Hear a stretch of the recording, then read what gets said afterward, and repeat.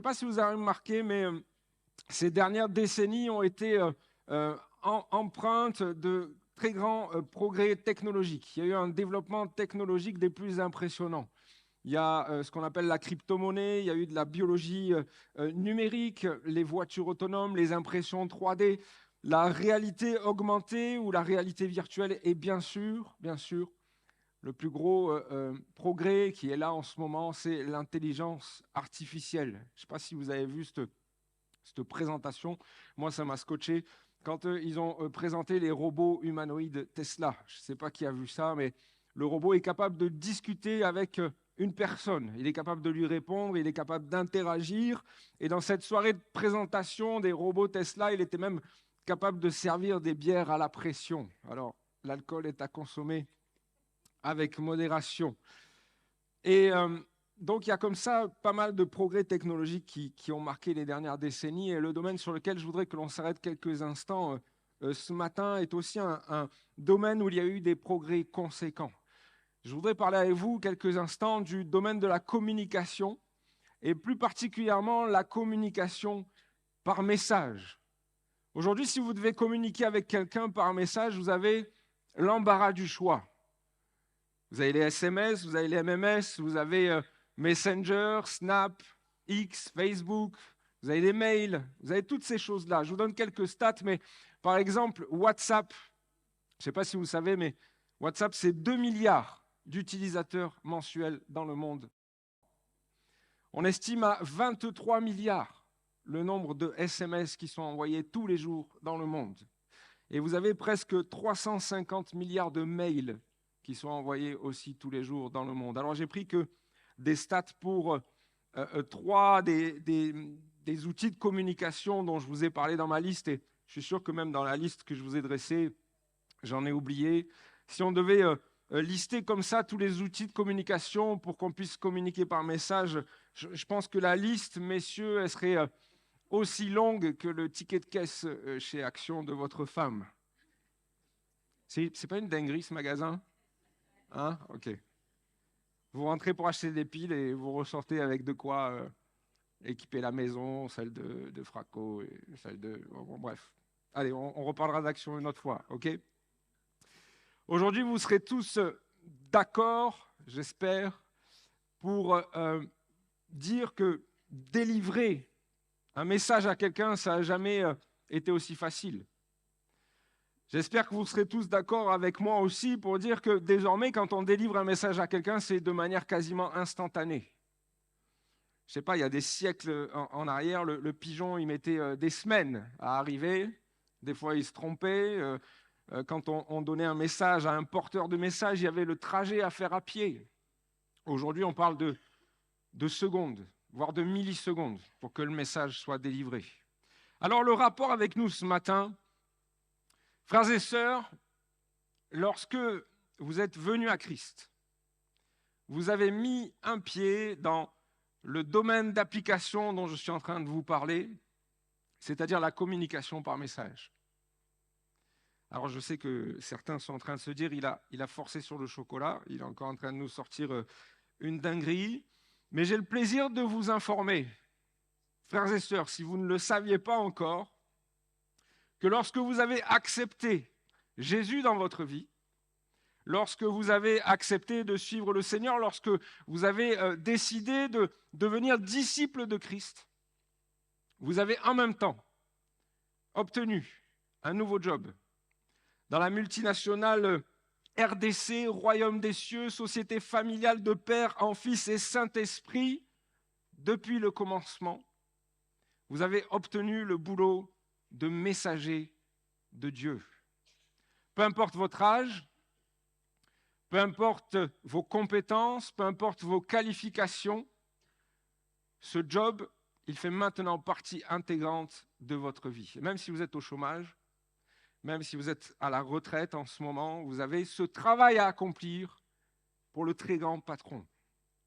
Vous avez été embauché comme messager de Dieu. Et ce sera le titre de mon message ce matin, messager de Dieu. Dieu nous appelle à être des moyens de communication à son service, des outils par lesquels son message doit être transmis. Lisez avec moi, si vous voulez bien, dans l'évangile de Marc au chapitre 16 et au verset 15. Puis il leur dit, allez dans le monde entier, annoncez la bonne nouvelle à tous les êtres humains. J'ai choisi la traduction en français courant. Ici, ce sont des paroles de Jésus, des paroles qui sont donc dans les Écritures et qui interviennent juste après sa mort, sa résurrection. Et il est là, il parle à ses disciples. Il parle aux 11 disciples restants, puisque Judas s'est donné la mort entre-temps. Et donc Jésus leur confie cette mission de messager, cette mission de porteur de message. Cette mission, elle n'est pas nouvelle, puisque Jésus leur avait déjà parlé de cette mission quand, avant la nuit où il fut arrêté, avant la croix, avant sa mort, avant sa résurrection. On peut lire dans Marc 13, 10, « Il faut avant tout que la bonne nouvelle soit annoncée à tous les peuples. » Notez bien dans ce verset les mots que j'ai surlignés en blanc. Il faut avant tout. Et dans la bouche de Jésus, ça démontre en fait tout le caractère prioritaire de la chose. Il faut avant tout. D'autres traductions vont utiliser les termes « il faut d'abord » ou « il faut premièrement ». C'est la priorité que Jésus donne à ses disciples. C'est la première ligne sur la to-do list, vous savez, les tâches qu'ils ont à accomplir, les tâches que Jésus leur donne. C'est la première chose qu'ils doivent faire. Il faut avant tout. Soyez mes messagers. Propagez le message au plus grand nombre, à tous les peuples, au monde entier.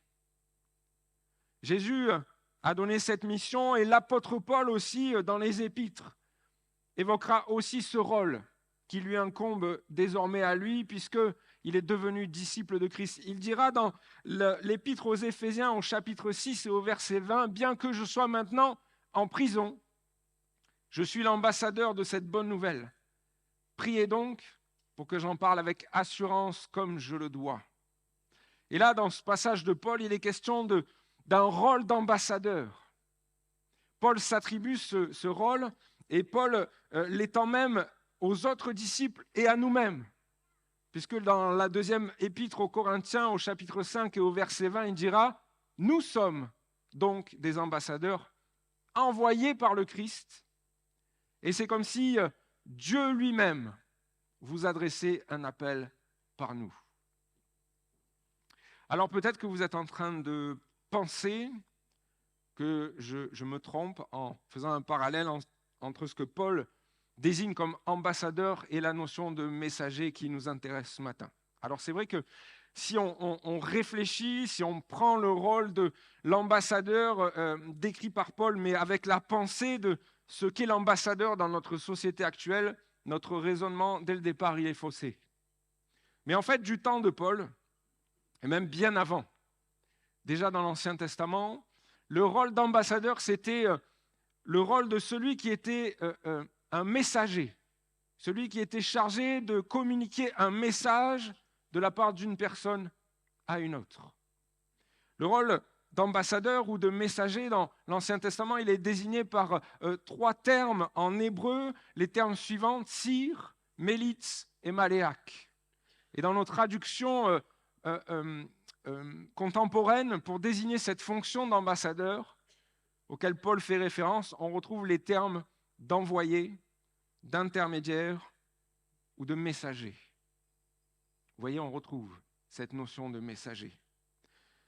Si donc, comme nous l'avons lu, nous sommes ambassadeurs de Christ, c'est que nous sommes ses messagers, chargés de transmettre un message de sa part. Ce message, c'est celui que les Écritures qualifient de bonne nouvelle. Celui dont Paul dit être l'ambassadeur. Je suis l'ambassadeur de la bonne nouvelle. Alors je voudrais prendre juste quelques instants pour parler du message en lui-même, avant de revenir à notre réflexion sur notre rôle de messager, parce qu'il y a sûrement quelqu'un au milieu de nous qui a besoin de l'entendre. Mon ami, il est question d'une bonne nouvelle. Cette bonne nouvelle, elle doit être annoncée. Cette bonne nouvelle, c'est l'évangile de Christ qui doit être annoncé. Et je ne sais pas si tu le sais, mais évangile vient d'un mot grec que l'on retrouve dans la Bible, un mot grec qui veut dire bonne nouvelle lui-même. Cette bonne nouvelle, c'est quoi, mon ami? C'est que l'amour de Dieu pour les hommes a été manifesté en Jésus-Christ. Et alors que nous étions tous condamnés à cause de nos péchés, Jésus a pris cette condamnation sur lui. Jésus a choisi d'endurer la condamnation à notre place.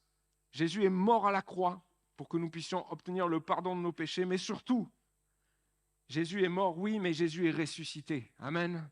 Et par sa mort et par sa résurrection, nous avons aujourd'hui l'assurance que nos péchés sont pardonnés, nous avons l'espérance de la vie éternelle et nous avons l'espérance de son retour. Et ce matin, mon ami, peut-être que tu viens pour la première fois, toi aussi tu peux vivre cette expérience que cet évangile procure, cet évangile produit dans une vie, simplement sur la base de la foi. Si tu crois que ce que Jésus a accompli est vrai, si tu crois que Jésus est le Fils de Dieu qui est venu parmi les hommes, si tu crois que Jésus est mort et qu'il est ressuscité, et si tu l'acceptes comme ton sauveur personnel, ton Seigneur, eh bien, toi aussi, tu peux être au bénéfice de cette bonne nouvelle. Amen. Et je prie dans mon cœur ce matin pour que quelqu'un au milieu de nous puisse faire l'expérience de la puissance de l'Évangile dans sa vie ce matin. Alléluia. Je reviens à notre pensée donc. Frères et sœurs, voici l'essence même de ce message que les disciples ont été appelés à transmettre, le message que je viens de partager. Voici l'essence même de ce que Paul s'efforçait de transmettre en sa qualité d'ambassadeur de Christ. Voici l'essence même de ce message que nous sommes appelés à transmettre en qualité de messagers de la part du Seigneur.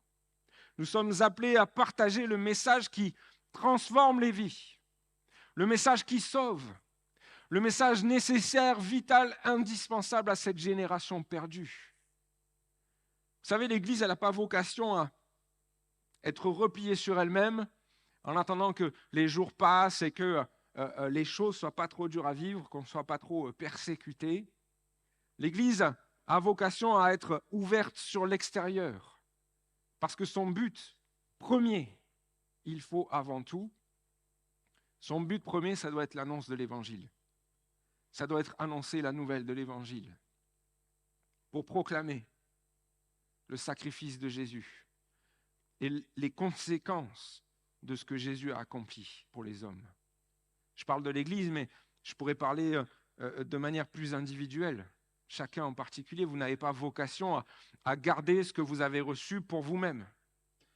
Comme si, en fait, votre conversion, c'était une fin en soi et il n'y avait plus rien à faire derrière. Vous ne faites pas partie d'une élite qui aurait la charge de conserver une vérité et qu'il faudrait cacher comme ça et qu'il faudrait éviter qu'elle se propage.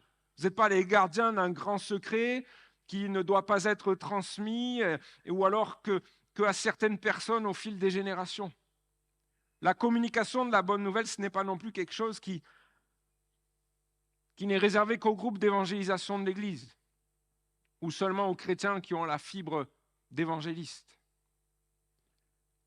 La transmission de la bonne nouvelle de Christ, c'est l'affaire de tout le monde. C'est l'affaire de chacun. On se doit de la partager avec nos amis, notre famille, nos collègues de travail, nos voisins, les gens que le Seigneur met sur notre chemin. Est-ce que je peux avoir un amen enthousiaste ce matin? Tout le monde est d'accord avec ce que je suis en train de dire? Alléluia. Alors on va tous se lever, on va sortir dans la rue. Non, je plaisante. Mais on pourrait, vous savez. Merci. Blague à part, question concrète. Depuis combien de temps vous n'avez pas partagé le message de l'Évangile à quelqu'un? Pas juste dire à quelqu'un, je suis chrétien, je vais à l'église le dimanche. Pas juste donner un témoignage à demi-mot ou une évocation voilée de notre foi et vite on passe à autre chose parce qu'on a peur que ça aille plus loin. Depuis quand vous n'avez pas parlé de l'amour de Jésus, parlé de ce qu'il a accompli, parlé de votre témoignage, de la manière dont l'Évangile a transformé votre vie? Frères et sœurs, je voudrais aussi attirer votre attention sur le fait que annoncer la bonne nouvelle, comme le Seigneur nous le demande, ce n'est pas non plus annoncer un évangile bonbon, un évangile sucré, un message aseptisé qui va plaire au plus grand nombre. La prédication de l'évangile à laquelle nous sommes appelés, c'est une prédication du plein évangile, dans tous ses aspects, même ceux qui peuvent interpeller, contrarier ou faire fuir les gens. C'est la prédication de la nature pécheresse des hommes. C'est la prédication de la condamnation du péché qui mène à la mort. C'est la définition réelle de ce que péché veut dire. Mais c'est aussi parler de la nature divine de Jésus, de la folie de la croix, de la mort de Jésus, de la résurrection de Jésus, du salut par la grâce, de l'amour de Dieu manifesté en Jésus-Christ. Vous voyez ce que je veux dire? Parce qu'au final, si on fait une prédication incomplète ou aseptisée, elle ne va pas produire ce que l'Évangile doit produire dans la vie des hommes et des femmes, c'est-à-dire la repentance. Jésus dira d'ailleurs en Luc 5, 32, « Je ne suis pas venu appeler à la repentance des justes, mais des pécheurs. » Et la prédication de l'Évangile doit conduire les personnes à la repentance. C'est ce que Jésus prêchait. C'est ce que Paul prêchait. C'est ce que nous devons prêcher. Repentance, c'est le mot grec métanoïa qui parle de la tristesse qu'on éprouve quand on réalise que l'on est pécheur.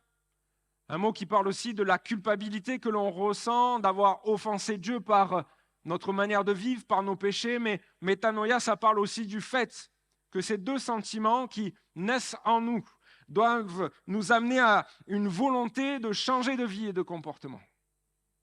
C'est ce que les disciples ont prêché. Après que Jésus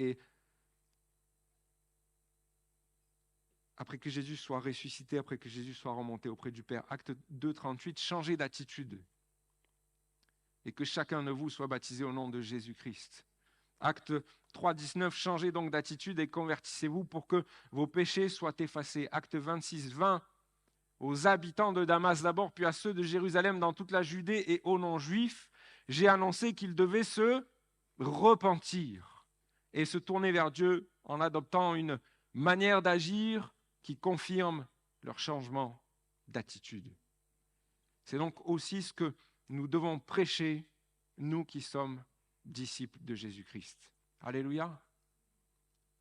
Voilà pour ce qui est de notre rôle de messager de la part de Dieu. Mais vous serez d'accord avec moi dans ce que je viens d'aborder, dans ce dont on parle, ce rôle de messager. Vous serez d'accord avec moi pour dire que le message n'est orienté que vers les personnes qui n'appartiennent pas encore au Seigneur.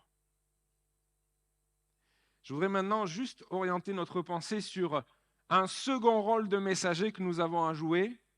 Toujours un rôle de porteur de message de la part de Dieu, mais cette fois-ci, il n'est pas seulement orienté vers les gens qui ne connaissent pas le Seigneur et qui sont à l'extérieur de l'Église, mais ce message peut être orienté vers les gens qui sont attachés au Seigneur et qui constituent l'Église. Dieu nous appelle à être aussi des messagers, cette fois-ci non pas dans un but d'évangéliser, mais avec pour objectif le bien de tous. Lisez avec moi plusieurs versets dans la première épître aux Corinthiens au chapitre 12. Au verset 4, il est écrit « Il y a diversité de dons, mais le même esprit ». Au verset 7, « Or, à chacun, la manifestation de l'esprit est donnée pour le bien de tous ».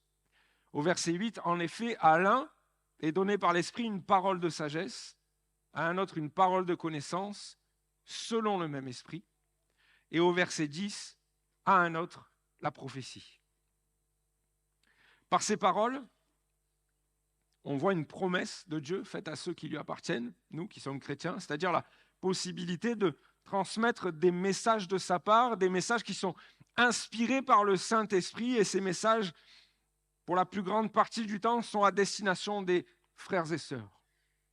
Et c'est sur ce point-là que je voudrais orienter notre deuxième partie ce matin.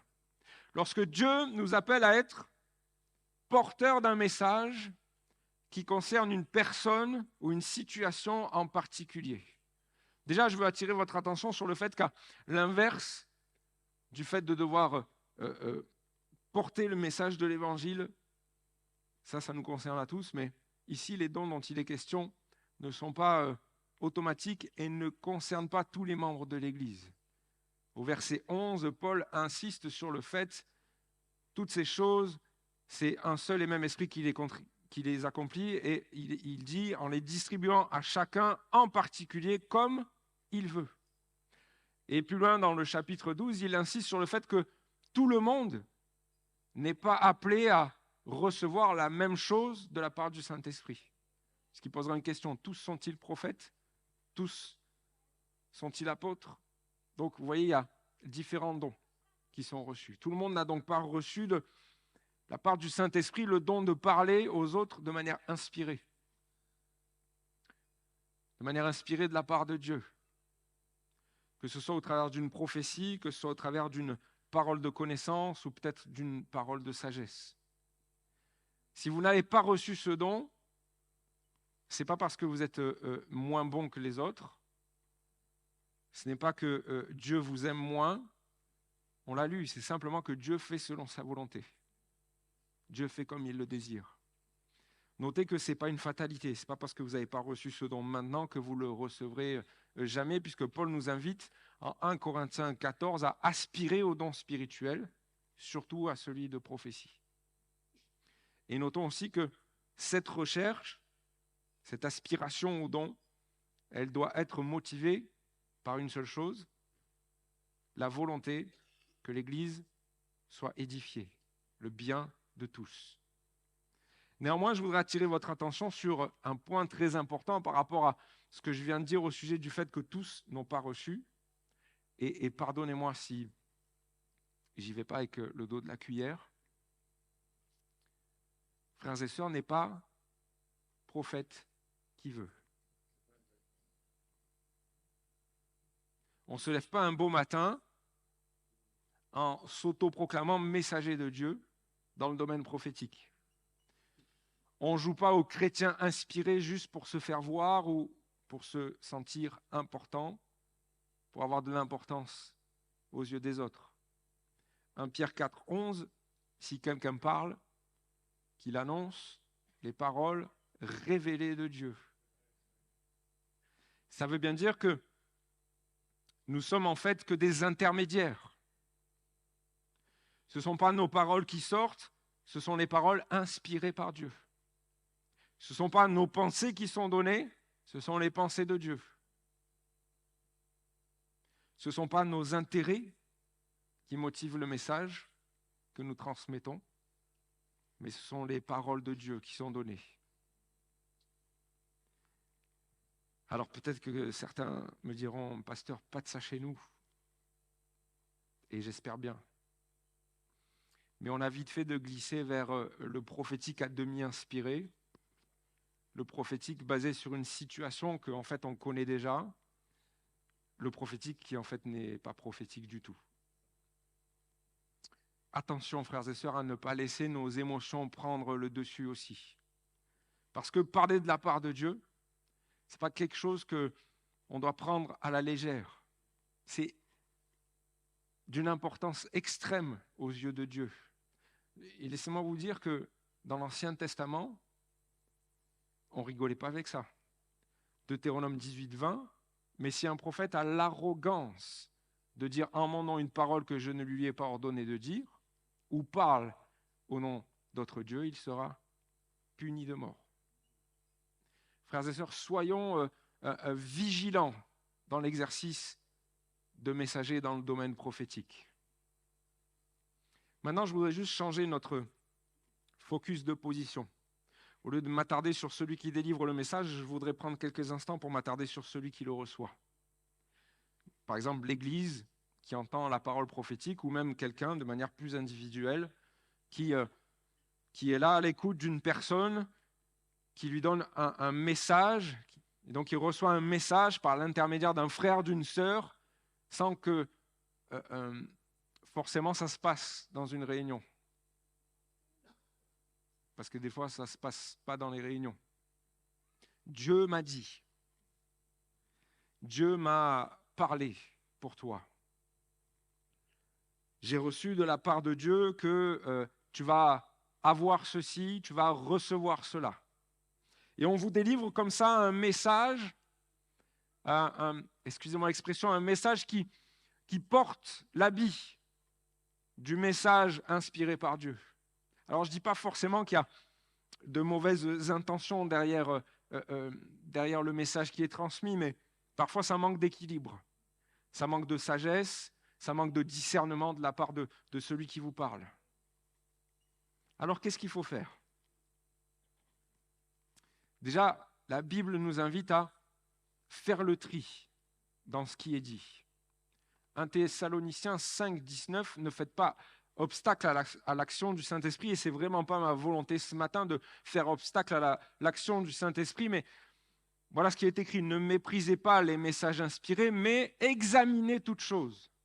Retenez ce qui est bon et gardez-vous de toute forme de mal. Examinez toutes choses et retenez ce qui est bon. Donc ça veut dire qu'il y a du moins bon, voire même du pas bon. Examiner. Ça vient du grec domikazo qui veut dire mettre à l'épreuve, éprouver ou juger digne.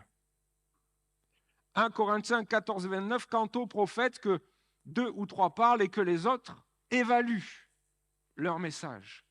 Et là encore, dans ce passage, Paul nous invite à l'examen de ce qui est dit. L'apôtre Jean dira aussi, mes chers amis, ne croyez pas tous ceux qui prétendent avoir l'esprit, mais mettez-les à l'épreuve pour vérifier si l'esprit qu'ils ont vient de Dieu. Alors, quelques points de contrôle, si je peux appeler ça comme ça pour finir. Il y a des points de contrôle qui doivent nous servir quand même.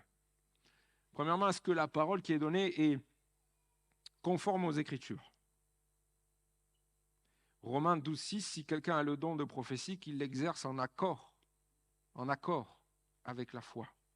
Le message inspiré ne peut pas être contraire à ce que la Bible déclare. Dans les Deutéronomes, au chapitre 13 et au verset 1, Dieu dit même à son peuple, vous respecterez et mettrez en pratique tout ce que je vous ordonne, vous n'y ajouterez rien et vous n'en enlèverez rien. Et de la même manière que la Bible nous parle des chrétiens de Bérée qui examinaient si les enseignements qu'ils recevaient étaient conformes aux Écritures, nous aussi, nous devons avoir cet examen, non seulement sur les prédications que nous donnons, mais aussi sur les paroles qui sont données, les paroles inspirées, les paroles qui sont données avec cette étiquette de message de la part de Dieu. Ensuite, deuxièmement, un autre voyant rouge, et là encore, j'utilise peut-être une phrase choc, mais je veux choquer personne, mais frères et sœurs, n'est pas prophète celui qui vit n'importe comment. Jérémie 23, 14, mais chez les prophètes de Jérusalem, j'ai vu des comportements horribles.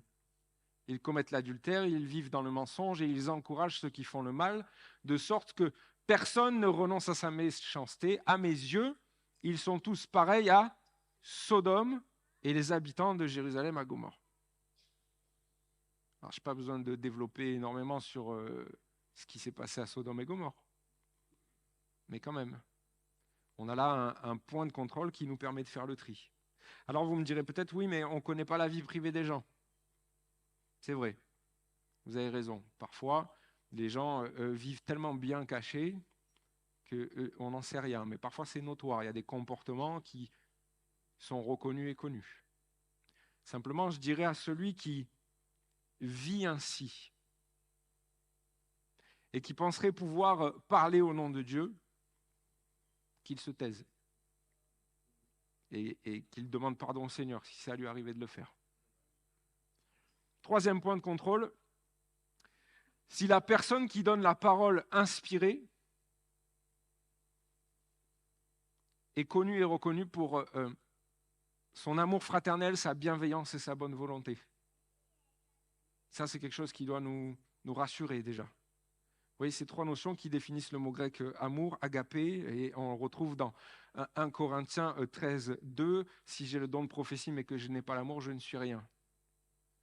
Donc ça veut dire qu'à contrario, si une parole est donnée par un frère ou une sœur que l'on sait ouvertement en conflit avec Pierre, Paul, Jacques et les autres, il y a de quoi nous interroger. Quatrième signal d'alerte. La parole inspirée doit être donnée, on l'a lu ensemble, on en a parlé, pour l'édification de l'Église et pour le bien de tous. 1 Corinthiens 14, 4, celui qui prophétise édifie l'Église. 1 Corinthiens 12, 7, la manifestation de l'Esprit est donnée pour le bien de tous. Et donc de tels versets devraient nous mettre mal à l'aise avec ceux qui n'exercent jamais le rôle de messager dans l'Église, mais qui sont très inspirés dès qu'il y a un comité restreint ou dès que les choses se passent ailleurs qu'à l'Église. Du coup, il n'y a plus de notion d'édification, du bien de tous, puisque ça se passe toujours en one-shot comme ça, ou dans un couloir ou en aparté. Moi, mais pourquoi le don ne s'exerce jamais dans l'Église? Il y a un souci. Ça devrait nous alerter quand même. Ensuite, la Bible nous dit que celui qui prophétise, au contraire, parle aux hommes, les édifie, les encourage, les réconforte. Ça nous invite à comprendre aussi qu'une parole inspirée ne peut pas être juste une simple condamnation. Et une parole dure pour casser le frère en deux. Et même si la parole est dure, elle reprend, elle corrige, il n'y a pas de souci, mais elle doit amener celui qui la reçoit à en ressortir par le haut, à en ressortir grandi et édifié. Enfin, un dernier point, si une parole est donnée, une parole inspirée est donnée et qu'elle n'est pas vérifiable sur le moment. Frères et sœurs, il ne faut pas hésiter à avoir un droit d'inventaire et à revenir plus tard vers le messager dans le cas où la parole ne s'accomplirait pas. Le Deutéronome 18, 22 nous dit « Quand ce que dira le prophète n'aura pas lieu et n'arrivera pas, ce sera une parole que l'Éternel n'aura pas dite. » C'est par arrogance que le prophète l'aura dite, n'aie pas peur de lui. Et dans ce cas précis, là, que je suis en train de vous lire, ce dont je suis en train de vous parler, surtout, ne laissez personne vous dire que c'est à cause de votre foi que la chose n'est pas arrivée. OK? Parce que ça n'a rien à voir. C'est juste par arrogance que la personne vous a parlé. J'ouvre une parenthèse avant de finir. Frères et sœurs, si vous constatez je vais appeler ça des dérives dans le domaine du prophétique, ou s'il y a des paroles qui vous sont données et qu'il y a certains signaux d'alarme dont je vous ai parlé qui sont rouges. Vous avez le tableau de bord qui clignote dans tous les sens, un sapin de Noël. Vous savez, nous, en tant que pasteurs de l'Église, on est là. N'hésitez pas à venir nous en parler. N'hésitez pas à venir nous voir parce que nous, on a notre rôle de berger, on a notre rôle de conducteur à jouer aussi. Et puis dans le verset qu'on a lu, là, par exemple, vous n'avez pas à avoir peur de la personne qui vous a donné une parole qui, en fait, n'était pas inspirée. Frères et sœurs, je conclus et très rapidement, avant qu'on puisse incliner nos fronts, je vous invite à tous prendre votre rôle de messager de Dieu dans le domaine de l'évangélisation, de prendre ce rôle très à cœur, sans retenue, avec zèle, avec équilibre quand même. Pas que vous passiez pour un fou.